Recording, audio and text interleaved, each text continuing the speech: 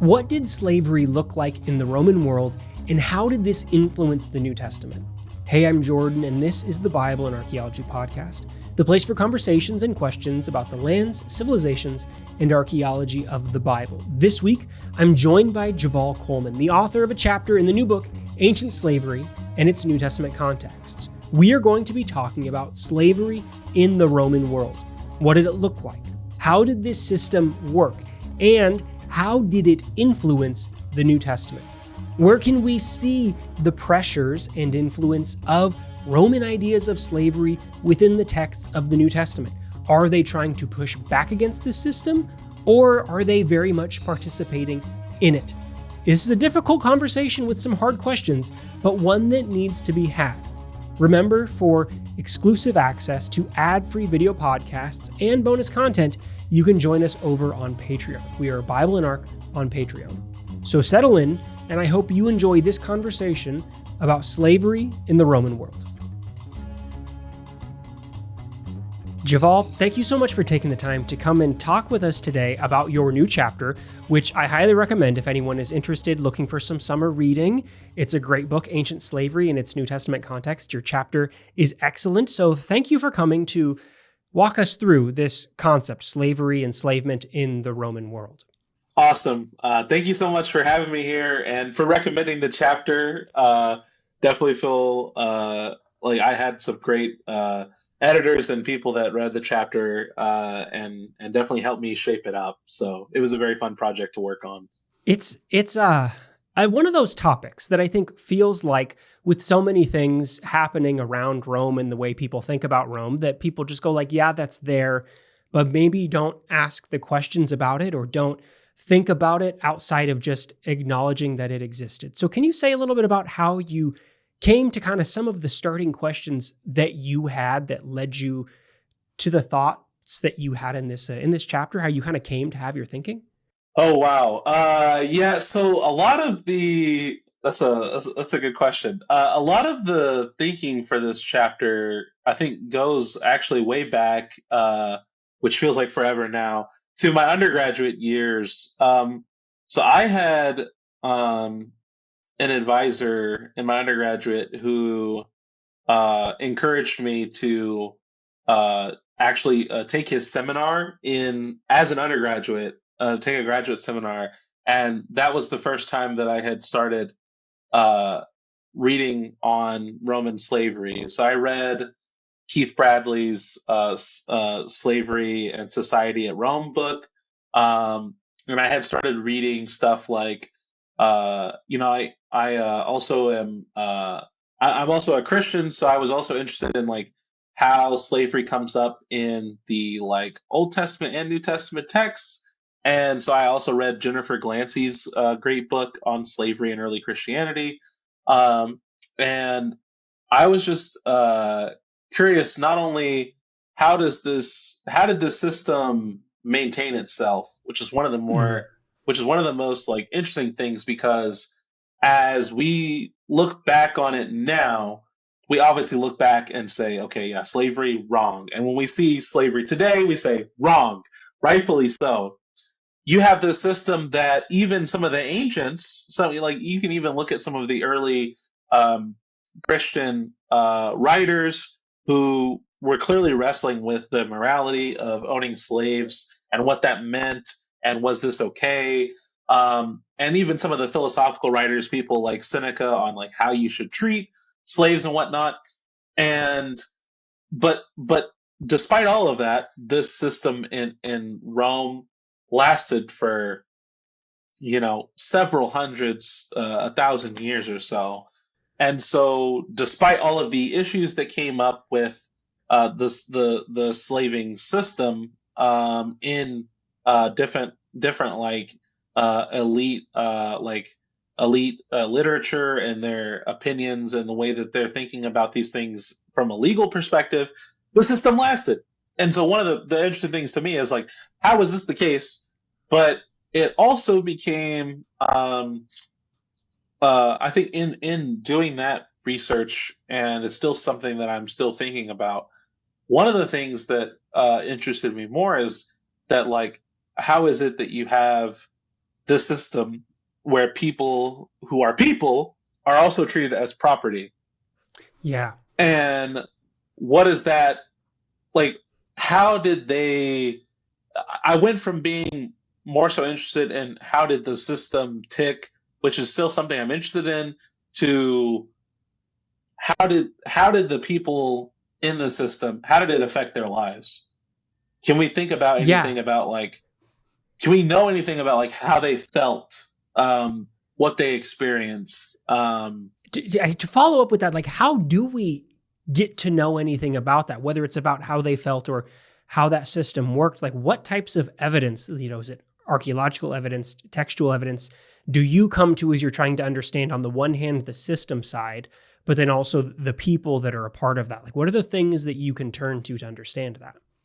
So, um, it's the evidence is so tricky, because most of our evidence is accounts of the slave owners themselves writing about like slaves, and a lot of it is like, passive mentions of enslaved individuals, and so a lot of it is kind of deconstructing, trying to read against some of these texts, especially in the case of literature, to get at, what can we say about actual experience.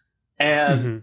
when it comes to thoughts and feelings, this is like a huge area of debate. Like some scholars have argued that, well, there's really no way to get at it holistically, so we should just give up on that side of things.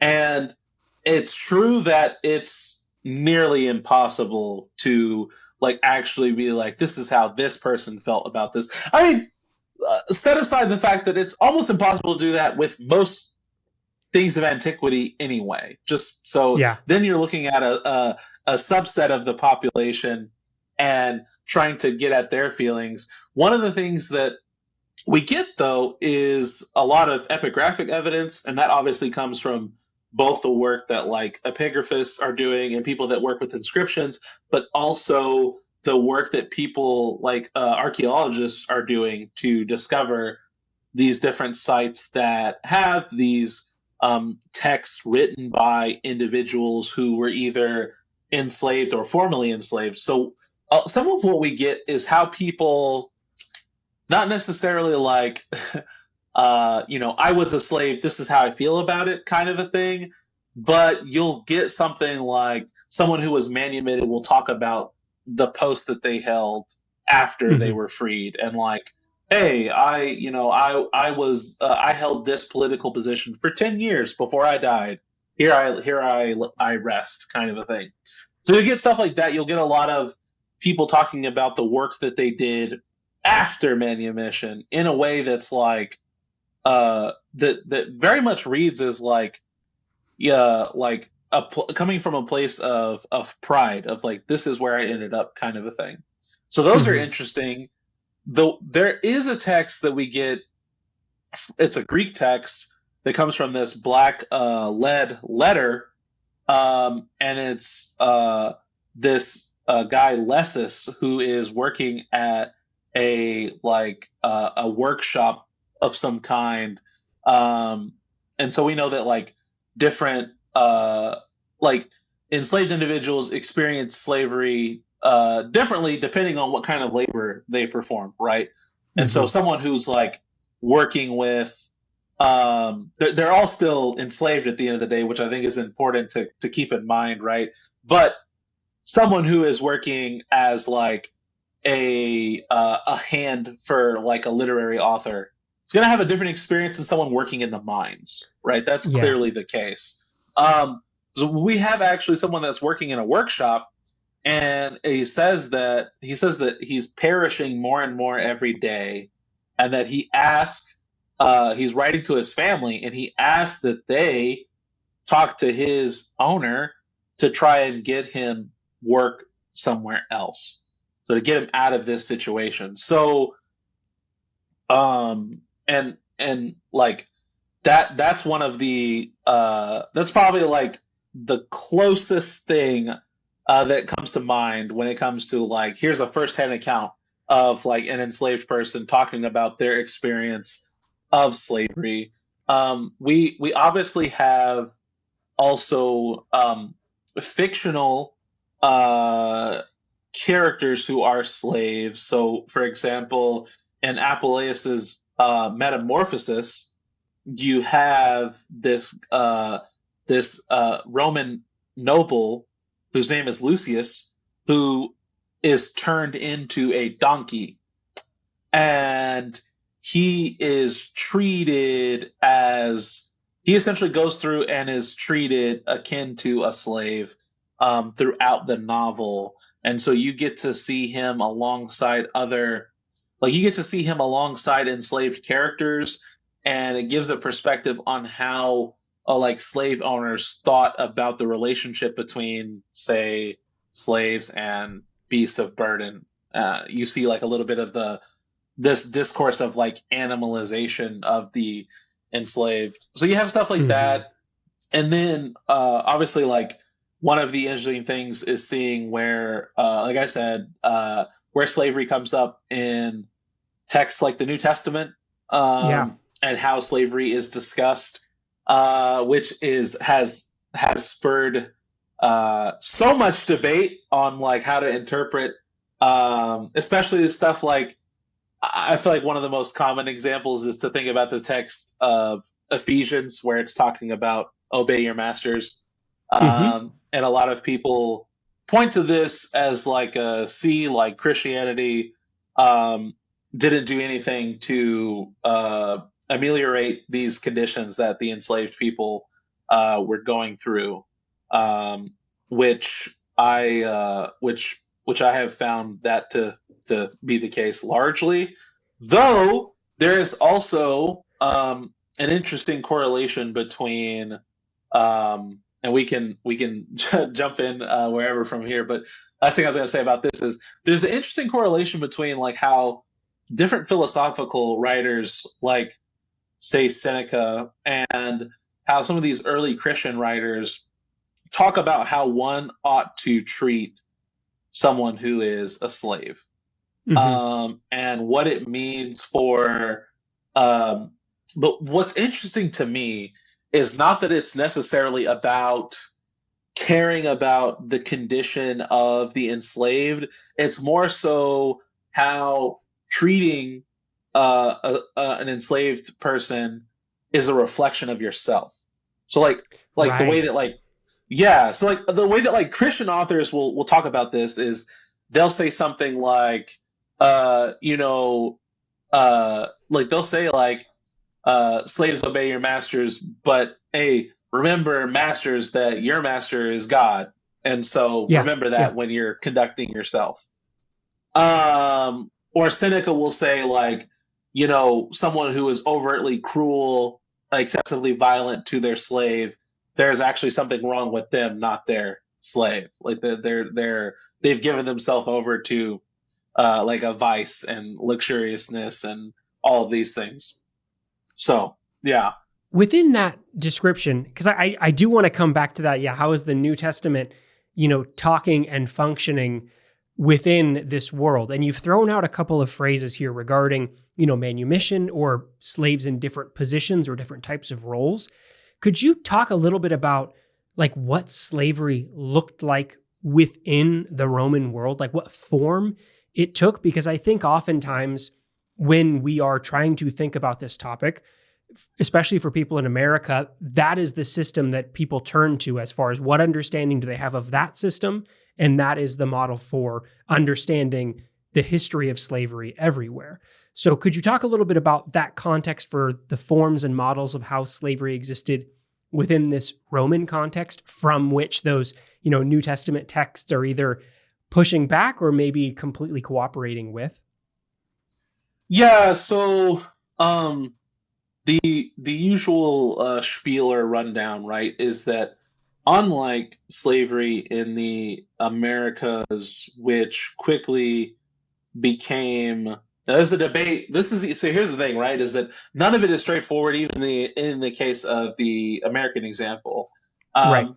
So, like in the American example, the often cited thing, right, is that it was race focused, but there's actually a debate on did it become race focused over time as like a measure of holding slaves and treating them as property, and this became an over time like phenomenon, or was enslaving uh, black people from the beginning always race motivated. So that even in itself is not so straightforward. But okay, so in the Roman case, I guess most people think of slavery being blind in a sense. Anyone could become a slave. Didn't matter what color your skin was. Didn't matter where you were from. But there were typically the ways, and this isn't just the case for Rome, but in the ancient world in general, the typical way that someone became a slave, right, was, and I'll just say for the Roman world, though this applies to other places, warfare. People lose in battle. Most of the times, what's going to happen is either all the men will get killed, and then the women and children are slaves, or they'll just enslave the whole population of people that are left after they've won the battle. That the typical, and I discussed this a bit, but mass enslavement of hundreds of thousands of people was huge in Rome's building of empire. These things go hand in hand, and it's very important to remember that. And Rome, I do like this phrase. It's an oldie but a goodie, as I say. But Rome had an empire long before it had an emperor. So this all goes in empire building. The other way that someone could become enslaved was, and this, like how exactly this functioned and when it didn't exist anymore is a huge debate.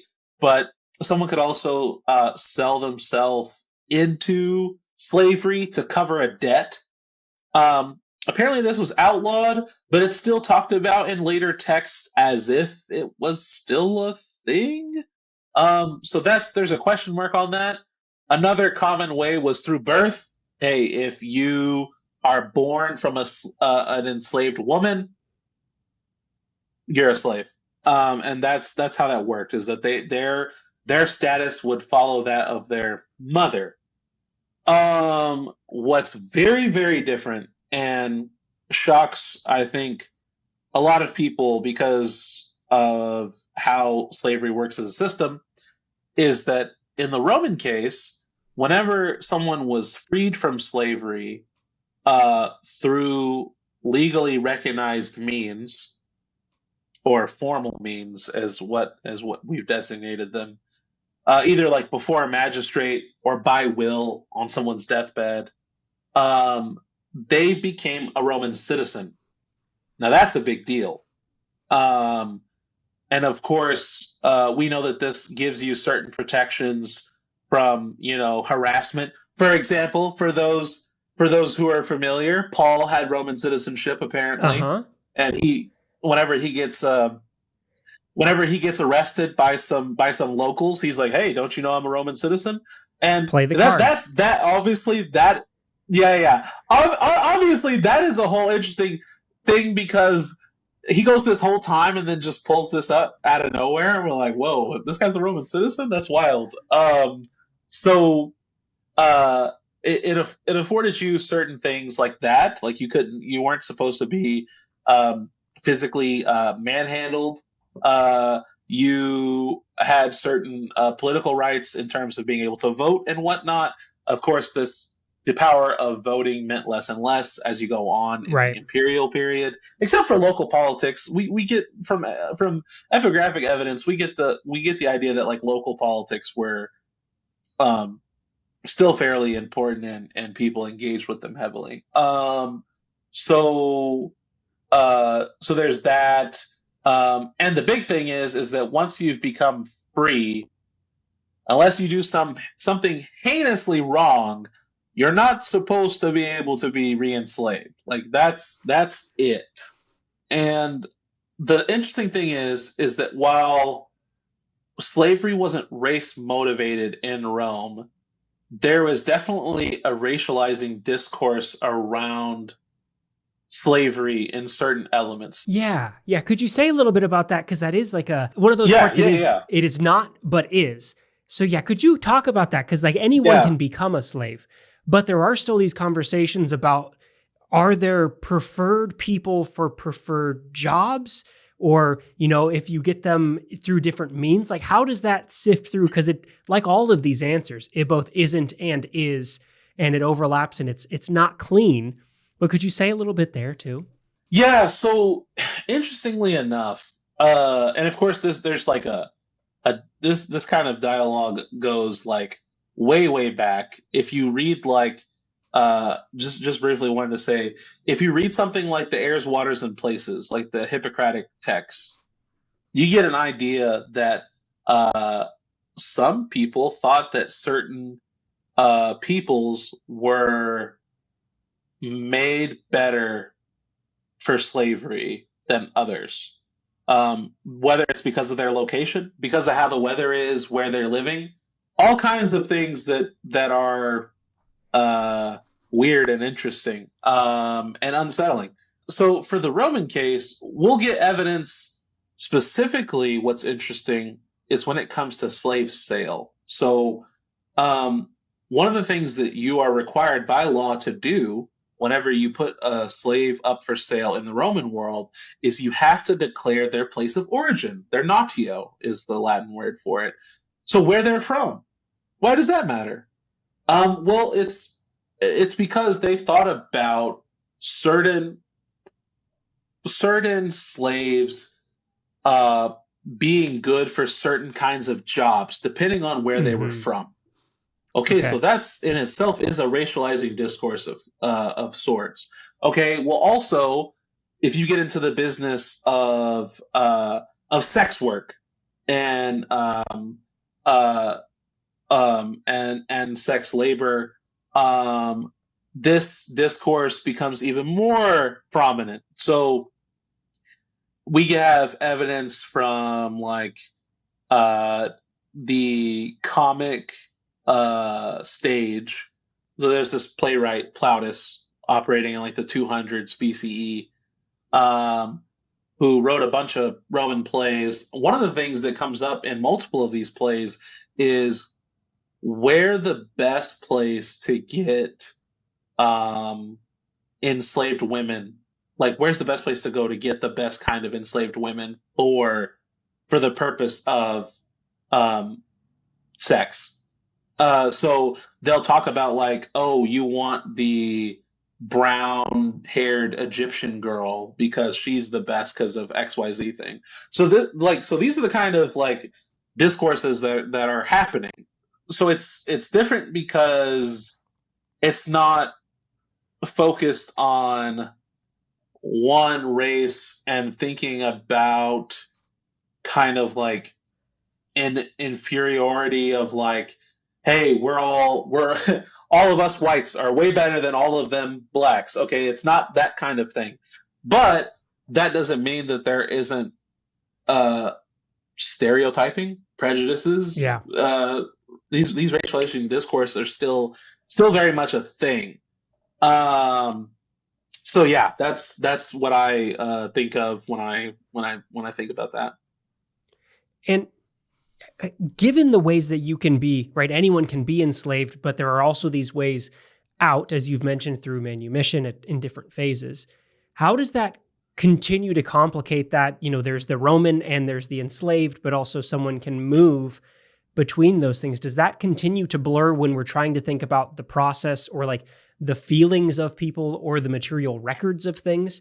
Because that line is, fungible at times, it can change. Does that continue to make it harder and harder to try to read through what we're able to access? Yes. Short answer is yes. So what's difficult about all of this, right, is that it's all a matter of perspective. And I think that it's easy to take the perspective of the sources that you're reading. Someone like a Cicero will talk about former enslaved people in a certain way. There's this idea that among and in the actual in the legal writings as well, um, but in elite circles about this idea of a stain of slavery. The macula servitutis is the Latin for it. So this concept that once you've been enslaved, that kind of sticks to your person no matter where you go from there. So you could Uh, become a big shot politician in your hometown after you've been enslaved. No one will forget that that is where you came from, kind of a thing. But here's what's interesting about that. Okay, well, there are scholars that have kind of just bought into that wholeheartedly, not to throw anyone under the bus, but that have bought into this concept wholeheartedly that that there is a natural like stigma of slavery, and that here's the problem. On the one hand, for the people that experienced being enslaved, I doubt that they would ever forget that that happened to them, that they lived through that, that that was a part of their life. But there's a difference between trying to understand and get at that side of things than to buying into the rhetoric of these people are stained. There is something like inherently flawed with them because they have uh, been in this system. And I think that that can make it tough because do you believe the people who are have a vested interest in keeping a separation between, hey, no, I was never a slave. I come from a my dad was free and his dad was free before him. I have no ties to that system. And there was definitely like a concerted effort to point out, like one way in at least the Greek world that you might, um, argue against someone and belittle some of the points they're making is to point to the fact that, well, your dad was a slave, so of course you think this way. So like there is um, certain elements of that rhetoric being brought to uh, like being used as a weapon mhm. against formerly enslaved people. But in terms of how it actually impacted their life, that is the question. Like, is there actually enough evidence to say that this, prevented people from going on and living, living a life that they found fulfilling, that they liked, that they enjoyed, and that's such a tricky and hard thing Yeah.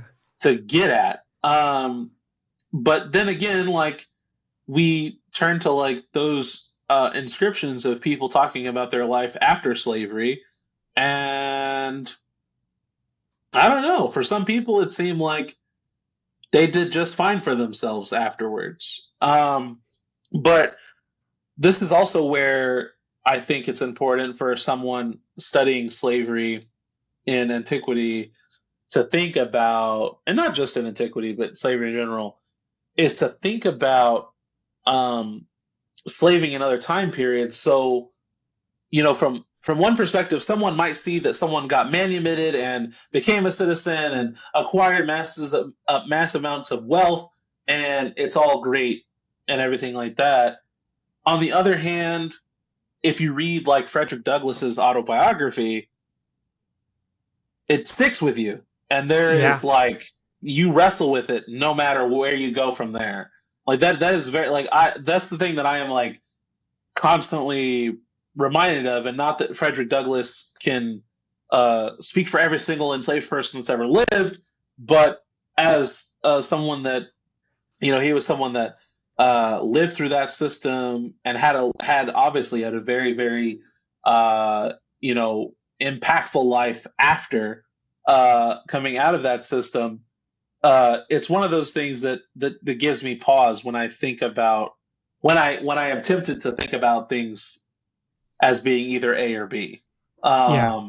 So yeah. Can I cycle you back to, you mentioned the New Testament a little bit earlier, because we're talking about, texts and authors within this world and how they are reflecting on the concept of slavery, the practice of slavery, the stain of slavery in some of their eyes. When you look at the New Testament among those texts, does it feel like it is part and parcel, lines up with those perspectives? Or does it do some things that are different because some of this, like how you treat someone, reflects back on you and your relationship? But how do you look at the New Testament in this context to see an idea of slavery within it? Oh man. I mean, as you know, heavily debated. Heavily debated, yeah. Heavily Yeah. debated. Um, so there was a school of thinking that actually the more Christianized the Roman Empire became, slavery's burden lessened more and more and led to its eventual end in the Roman Empire. That's just not true. It goes on way, way, way after Rome had a Christian emperor. And in fact, like one of the late emperors, Justinian, um, is compiles a law, the Digest, and compiles a bunch of Roman legal opinions and holds it as this is my law. And even all of that, it begins with a prayer, appeals to the divine, all of that, and still within that text you'll find uh, mentions and laws and rules about slavery. And and we're talking about at that point the late 500s CE. So it has a very long history. And what I think is interesting about thinking about slavery in the New Testament text is, like I said, it's very akin to some of the ways that philosophical texts are thinking about it. But in the specific New Testament context, when we see enslaved people come up, it seems to be the case that there is something about the New Testament writers using engagement with and treatment of enslaved as like a barometer for one's own like well-being, like how are you as a as a loving Christian member of this community? Are you loving your Yeah. brothers and sisters, even the enslaved ones? And also, like, what's interesting to me is that really for the enslaved people that are part of the Christian community, there's not like a, hey guys, one day we're all going to rise up and you're all going to be free. There's nothing like, you won't find anything like that in those texts. Instead, what you see is a constant appeal from like Paul and some of these other writers that, well, you should actually just be thinking about, the a world or life after this one, however one Yeah. interprets that, right? Because that's obviously heavily Yeah. debated as well. So what matters, it doesn't matter, Jew, Greek, slave. It doesn't matter because at the end of the day, Christ is our Lord. Like God is the one that is the Dominus, is the Latin translation of it, or the kurios is the Greek for master, and that's like the technical term for a slave owner or master. So there is very much a focus of everyone needs to fall in line anyway, because God is what matters. What's interesting about that, though, is that people have rightly pointed out that in that case, really, it's like they should just there shouldn't be anything, uh, rebellious or any kind of abolitionist thinking forming against what the Roman world is operating. Like they operated and thought about slavery akin to the world that they were living in. Yeah. I mean, they thought about, and this is in later writings, like they thought about, what kinds of things should like Christians participate in and what should they not participate in, obviously, such as like, like the theater and gladiatorial games and all of that kind of stuff. But in terms of the fact that they're being, that there are slaves, they should, it should just be the case that that they kind of just do what they can to get along with how things are. So as much as I think that the thing that I struggle with is that I think we should be reminded of the dual nature of it.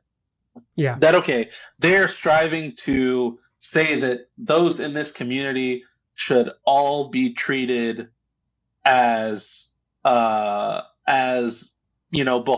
to God or to Christ, and that's what matters. At the same time, whatever status, condition, way of life you're living in, you're kind of just stuck. And so I think you can't forget both of those things. And I think people like to emphasize one or the other, and I think that's problematic. The tension between the two of them doesn't work, but also it is there. Does the existence of that idea that, well, we are all, right, that they're slaves to God within this community, does that create a different read, like in that tension, to say, well, we are all in this spiritual way, right? If the Lord is our master, then in some ways we're all in the same field, but then even within that, then you're not. Like, does the line between the spiritual reading of that and the physical, literal reading of that create some of the smoothing between those tensions, or are they seeming happy to keep those sides apart? That's another great question. No, so again, there's this great article about slavery and freedom in like Augustine's theology. I'll dig up the specific reference so that I can maybe talk about it a bit later. But there has been a lot of very interesting work being done that is trying to get at the point that you're asking of like, is there like, here's the difficulty, right? I could imagine a scenario that for those people who were enslaved and who were part of those Christian communities, like how easy or difficult would it have been for them to accept this? Like, we know that enslaved people were a part of those communities, and that they had a hand in, even some of them had a hand in crafting the very text that we read. Because we know now at this point that most authors did not like just solo write their texts themselves. And so you even had enslaved scribes writing about these different ideas, either on behalf of or in collaboration with people like Paul, John, etc. So I'm not trying to answer your question by asking another question, but I think like that's I think I'm kind of stuck on that because I could very much imagine a tension in the community. I mean, one of the things is, I would argue that you do see issues raised by this because someone like Paul is writing to these communities to say, hey, all of us need to just get in line because look at the grander picture of things. So I could imagine, like, if you read Paul's different letters, obviously, like, there are things that I guess the best way to describe it is there are things that he prescribes for different like Christian communities, like they ought to do this, you ought to do that over there. You guys over here need to work on this. And so you could think about these writings like it's almost like he is trying to maybe point out that there is this tension is being wrestled with within these communities. Yeah, and yeah. I'd be surprised if it wasn't, if everybody was just kind of like, yeah, guys, it's all fine and good. Let's just keep on carrying on as we're carrying on. Because of course that doesn't work.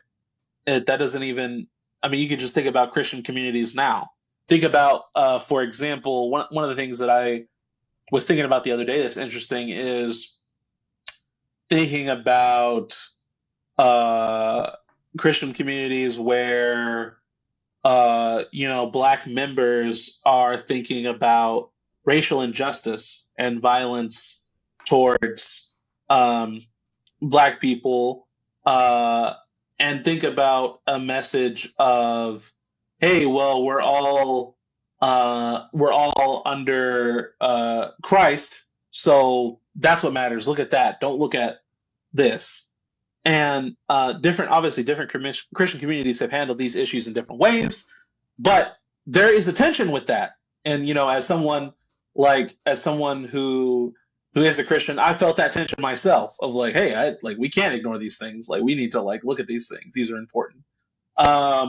So I could definitely see that.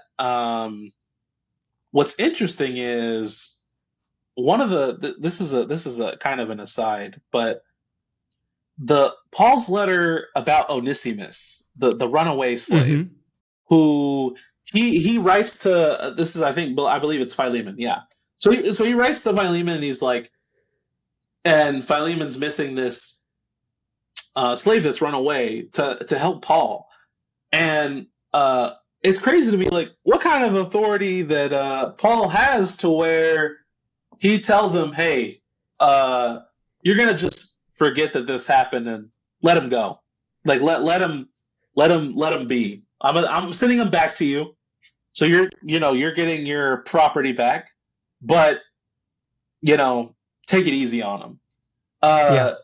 To presume that one can, especially to presume that one could prescribe how someone else treats their slave is very controversial. So that's the other thing too, is you could imagine another issue, right, where it's not just the perspective of the enslaved who are like, so we're just supposed to just keep on keeping on.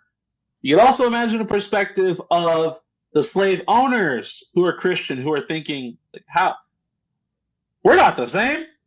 Like, I like, even though, people, like, you can imagine someone being Christian and being committed to their faith, whatever the case may be.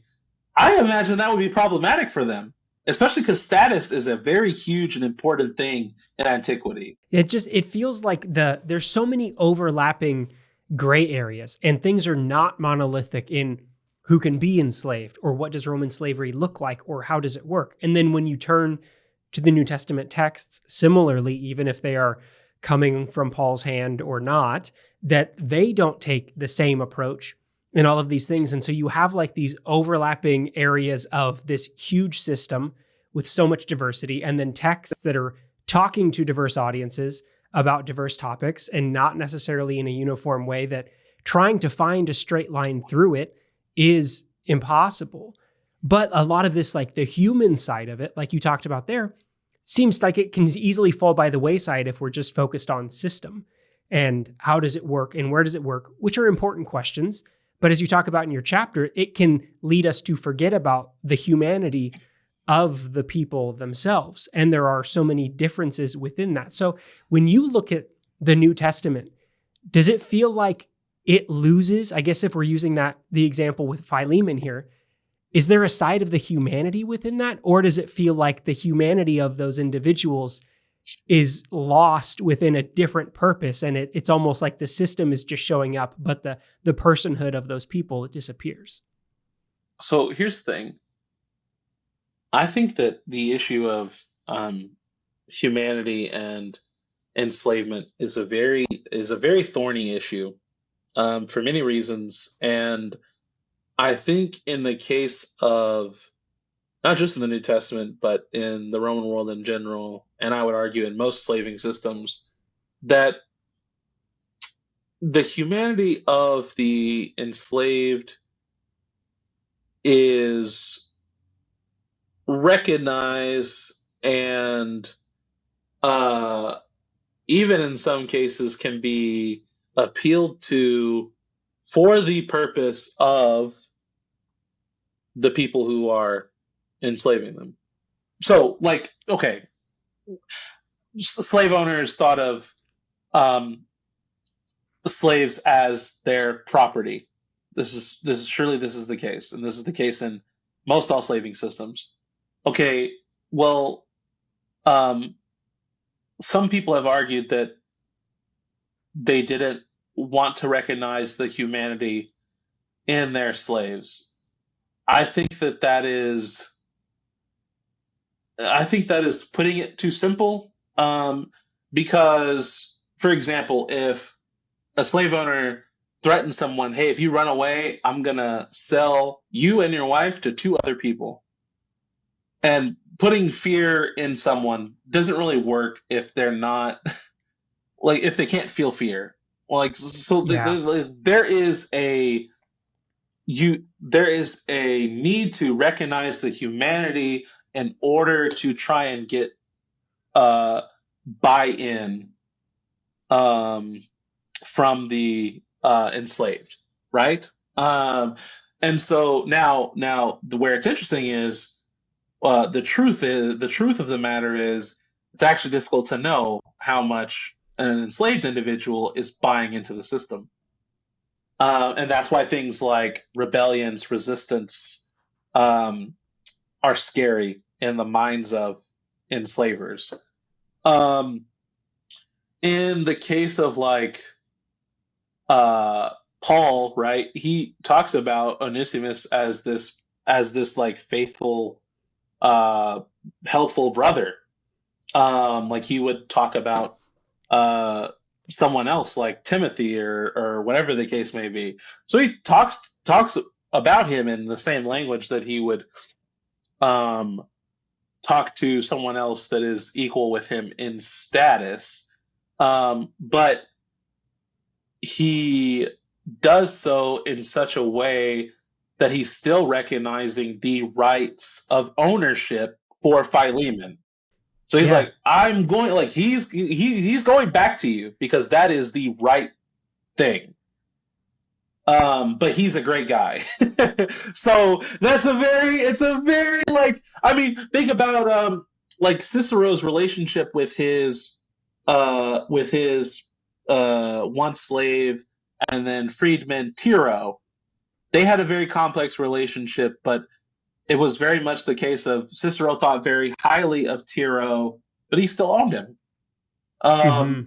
So like it's very complicated. So I think like there you see that example of, you know, Paul trying to, I don't know if Paul trying to live out that idea that, hey, that they're all equal to each other. At the same time, they're clearly not. And that is recognized in the text. They're using that humanity there to acknowledge it, but then also put it within the system. And I think that lines up too. You use that phrase in your chapter that it's not a one-way street, like the relationship, the power dynamics don't just go one way. And whether it's that Paul talking here of like, yeah, they came to me and helped me, but I'm sending them back, or Cicero, that it can be if we're only able to see from one person's perspective, from the perspective usually of the person doing the enslaving, it can give that perspective from a side. But that the power dynamics between them, either within their roles or over the time, is much more complicated than that. But all of those things do make it so hard to say anything or to think something. And then it's a topic where there's naturally like a little drawback already when you start to bring this up. I think especially in the context of the New Testament, there's that natural reaction. So I guess in wrapping things up, for someone that is listening through this and thinking maybe I haven't really thought about slavery in the context of the New Testament before, or they haven't asked these questions of that text, where do you think, aside from your chapter right in this volume, where do you think they should start asking those questions? Like, are there things they should think about as they're doing their reading, kind of a checklist that they can go through? Or should they just be, going over the text more carefully and asking questions about what they've been told before? Like, where can they start? Like specifically with reading the New Testament?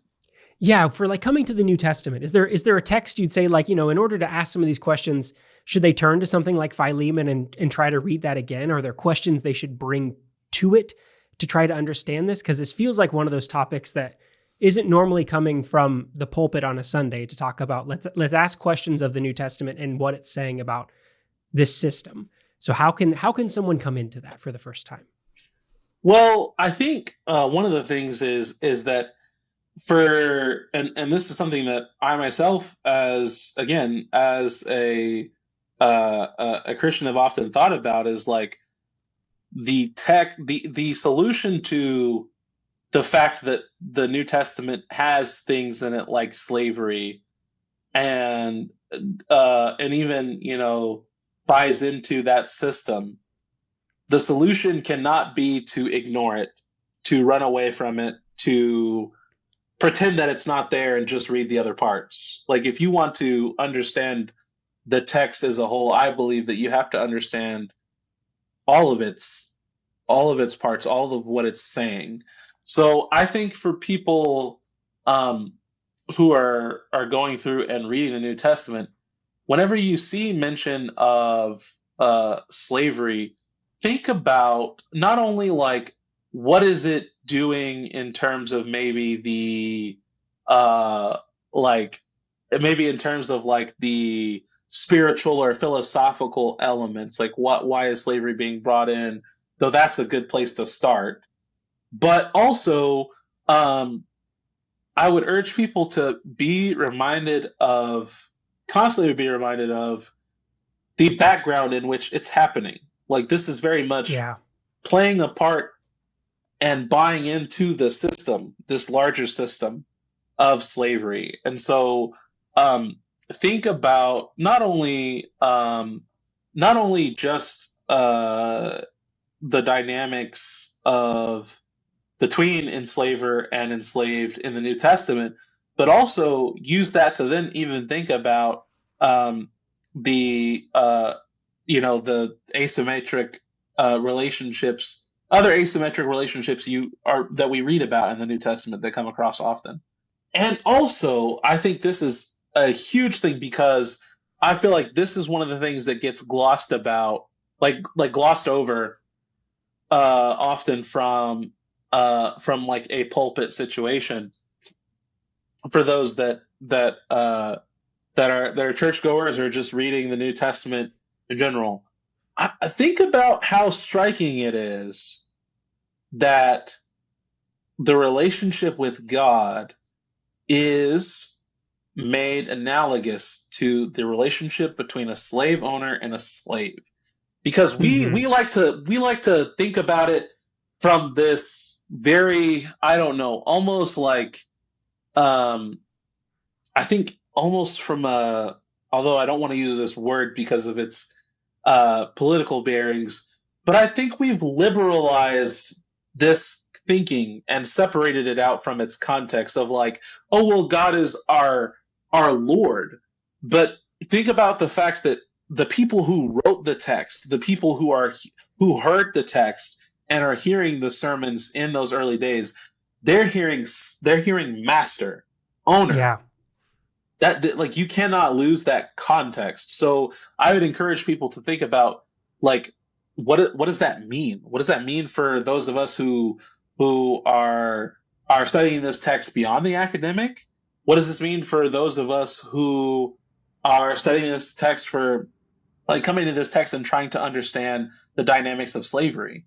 Because I think that is a point that can be easily missed whenever we think about Lord. So I would encourage someone, the next time you're reading through and you're thinking about Lord, think about owner, think about master, dominus, curious. Think about those words and the way that, especially when it thinks of whenever it talks about one's relationship with God, because I think that is key to not only understanding how the early Christians thought about their relationship with God, which is strikingly different from just being like, oh yeah, like he's just like, because he's analogized as like a father, but also as an owner.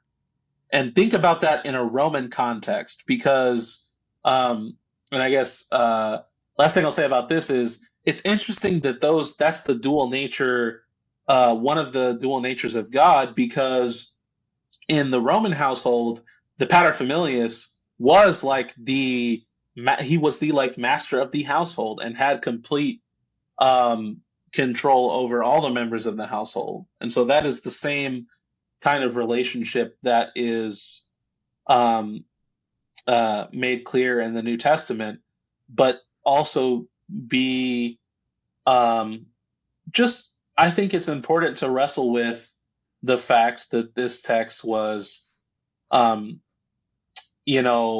it's been used to both argue against enslavement, but it's also been perfectly used for people to buy right into the system, and for other things as well. So I think we need to wrestle with all of that. Javal, thank you so much for taking the time to walk through. If you're listening through this conversation and you're thinking, I would like, some more questions to ask and some more starting points, well, you are in luck, because there's a chapter, Javal's chapter, Enslavement in the Roman World, in the new book, Ancient Slavery in its New Testament Context. I highly recommend it. It's a good read. The link's down in the description. You should go and check it out. But thank you for taking the time today to come and go through these questions that I know are, they're none of these are easy answers, and none of them are necessarily, they're all debated, and there's this and there's that. So thank you for, putting your neck out on the line for some of these to give some helpful thoughts, because I think it is just one of these questions like you laid out at the end of, you got to start somewhere. So thank you for providing a starting point today. Thank you so much for having me. It was definitely great to be here and to think through some of these things more. And I've definitely even got some more ideas to go and think about more further. Well, I look forward to where you go with it. I will read it in the future. So if there are updates with this, future publications, we'll continue to update them down in the description. But for everyone listening, thank you for wherever you find us. Like and subscribe. It helps us. Hopefully it helps you stay in touch with us. But for today, that's all we have. For all of us here at Bible and Archaeology, I'm Jordan. Until next time.